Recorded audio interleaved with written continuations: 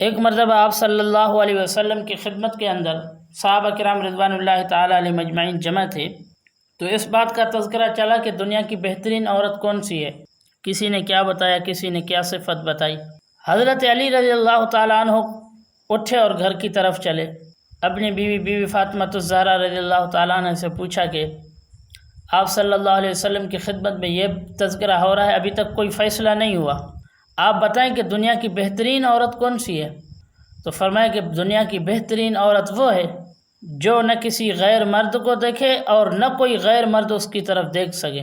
حضرت علی رضی اللہ تعالیٰ عنہ آپ صلی اللہ علیہ وسلم کی خدمت میں واپس گئے تو حضرت علی نے فرمایا کہ یا رسول اللہ، مجھے پتہ چل گیا کہ دنیا کی بہترین عورت کون سی ہے۔ فرمایا بتا دیجیے۔ فرمایا میں نے فاطمہ رضی اللہ تعالیٰ عنہ سے پوچھا کہ فاطمہ نے بتایا کہ دنیا کی بہترین عورت وہ ہے کہ جو نہ کسی غیر مرد کی طرف دیکھے اور نہ کوئی غیر مرد اس کو دیکھ سکے۔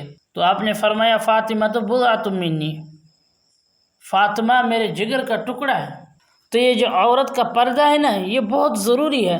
آپ ایک لیمو کی مثال لیجئے، یہ لیمو اگر میرے جیب میں پڑا ہوگا تو کسی کے منہ میں پانی نہیں آئے گا، لیکن اگر اس لیمو کو میں باہر نکالوں تو ہر کسی کے منہ میں پانی آ جائے گا۔ عورت بالکل اسی طرح ہے، یہ جب بن سنور کر باہر نکلے گی تو غیر مرد اس کی طرف دیکھنا شروع کریں گے۔ اس لیے فرمایا یا ایھا النبی قل لازواجک وبناتک ونساء المؤمنین یدنین علیہن من جلابیبہن، یہ ہمیں حکم ہے پردہ کریں، ورنہ یہ آیت تو اس وقت نازل ہوئی تھی جس وقت آپ صلی اللہ علیہ وسلم کا زمانہ تھا، بہترین زمانہ وہ تھا، اس بہترین زمانے کے اندر بھی پردے کا حکم ہے۔ تو آج فتنہ اور فساد کا دور ہے، آج تو پردہ بالکل اہم ہے، پردے کے بغیر فتنہ اور فساد برپا ہوگا۔ اور دوسری بات یہ ہے کہ اپنی بیٹیوں کے لیے کون سے رشتے تلاش کیے جائیں۔ اس میں آپ صلی اللہ علیہ وسلم کی زندگی ہمارے سامنے ہے۔ آپ صلی اللہ علیہ وسلم نے اپنی بیٹیوں کے لیے جو رشتے تلاش کیے، کس طرح تلاش کیے، وہ ہمارے سامنے ہے۔ حضرت علی رضی اللہ تعالیٰ عنہ کو تلاش کیا۔ حضرت علی رضی اللہ تعالیٰ عنہ ہمت والے تھے، بہادر تھے، شجاعت والے تھے، اور علم اللہ رب العزت نے اس کو اتنا عطا کیا کہ علم بحر تھے، شجاعت اتنی تھی کہ اللہ کے شیر کہلوائے۔ اور دوسری بات، ہم جو اپنی بیٹی کے لیے رشتہ تلاش کریں وہ تجارت والا ہو، ایسا نہ ہو کہ ہم کوئی اس کو فقیر دے دیں پھر پوری زندگی بیچاری اس میں گزارے۔ آپ صلی اللہ علیہ وسلم نے اپنی بیٹی کے لیے جو رشتہ تلاش کیا وہ حضرت عثمان رضی اللہ تعالیٰ عنہ جیسے صحابی، اسلام سے پہلے بھی معزز تھے، اسلام کے بعد بھی معزز، اور بڑے صبر والے آدمی تھے اور بہت بڑے حیادار انسان تھے کہ ایک موقع پہ آپ صلی اللہ علیہ وسلم نے ارشاد فرمایا کہ اللہ کے فرشتے بھی عثمان سے حیا کرتے ہیں، اتنے حیا والے انسان حضرت عثمان تھے۔ آپ صلی اللہ علیہ وسلم نے ایسے رشتے تلاش کیے۔ ازدواجی زندگی کا حسین تصور جو اسلام نے پیش کیا وہ کسی اور نے نہیں کیا۔ ہن لباس لکم وانتم لباس لہن، یہ تمہاری لباس ہیں عورتیں اور تم اور عورتوں کے لباس ہو۔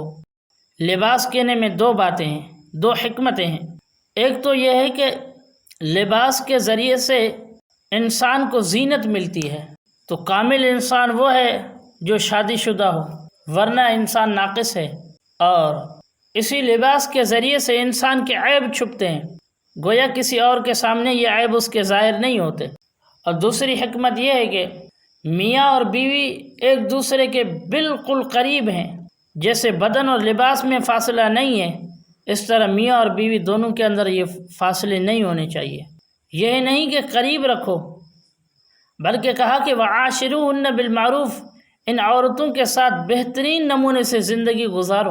یہ عورتوں کے اوپر اللہ رب العزت کی طرف سے بہت بڑی نعمت ہے، یا بہت بڑا اللہ رب العزت کا فضل ہے ان عورتوں کے اوپر کہ ان مردوں کو عورتوں کی سفارش کر دی۔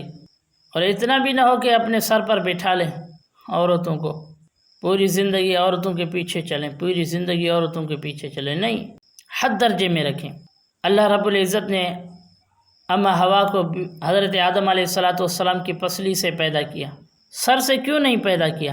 اس لیے پیدا نہیں فرمایا کہ یہ سر پر بٹھانے والی چیز نہیں ہے۔ پاؤں سے اس لیے نہیں بنایا کہ یہ پاؤں کی جوتی بھی نہیں ہے، بلکہ پسلی سے بنایا پسلی سے بنانا اس طرف اشارہ ہے کہ ان عورتوں کو اپنے دل کے قریب رکھو، اپنے بازو میں قریب رکھو تاکہ یہ ادھر ادھر نہ جا سکے۔